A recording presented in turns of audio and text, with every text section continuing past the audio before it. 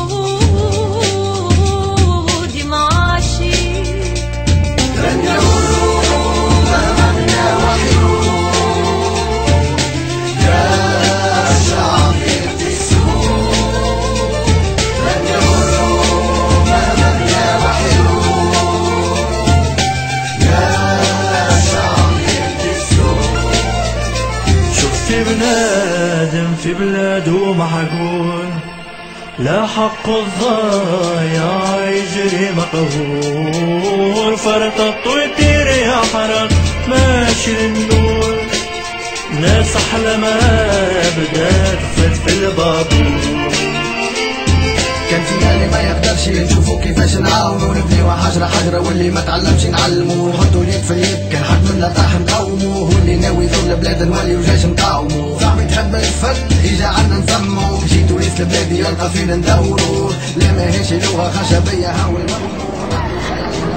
محمد علي ريتكم بكري تنظف الكياس، الحريقة اللي صارت والوقفة اللي صارت هذه في الكياس، شنو السبب نتاعها؟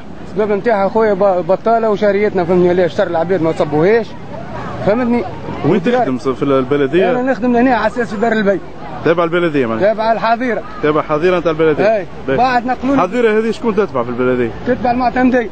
فهمت. معناها خلاصاتكم من المعتمديه.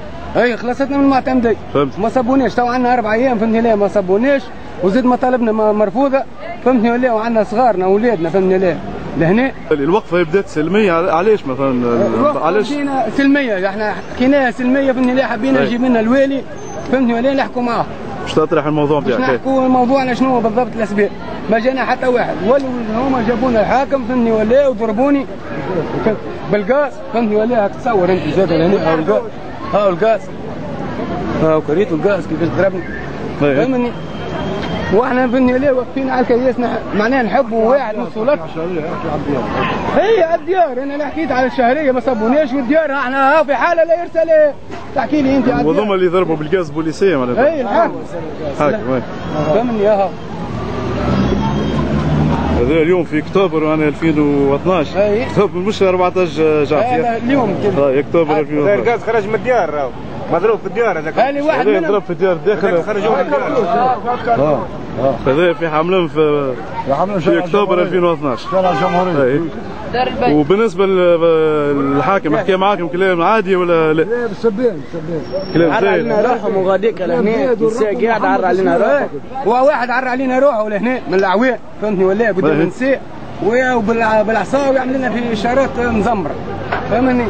انا تو سمعت نساء حتى كلام، انا قالوا كلام خايب ما نجمش نسجله فهمتني، فما سمعت علاش ما سالتك على السؤال هذا. سمعت انهم يحكيوا في كلام خايب قال لهم من الحاكم. يا خويا موجود فهمتني ولا، ونجيب لك نساء اللي معناها على عين المكان فهمتني خويا. اول كلام خايب قالوا المعتمد، اول كلام خايب. وجينا لهنا فهمتني المعتمد قالوا لهم انتم دار دعايه غاديك الهمال، نساء همال تحبوا على الشارع وتحبوا على الديار. فهمت. اول كلام قالوا المعتمد.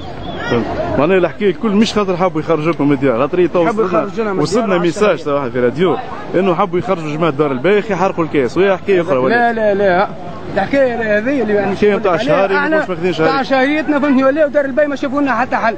احنا انسان فهمتني ولا ضعفاء لهنا، ونعيشوا بالناموس ونعيشوا على ديارنا مش تطيح. ويجي نعطيك عينه على الدار فهمتني ولا، تدخل لها وتشوف. ريناهم صورناهم قبل. اي صورتهم قبل ما جيت، صورتهم فهمتني ولا، زادنا من القاسم عملنا صورتوا وانتم ما جانا حتى واحد وما عبرنا حتى واحد، ما عبرنا حد. احنا نحاولوا نوصلوا صوت ان شاء الله تحسن البلاد، هذا شنو نقول. يرحم ربي. انا اسمعني راديو حمله في مستقل عنده حزب. راديو حمام ليف.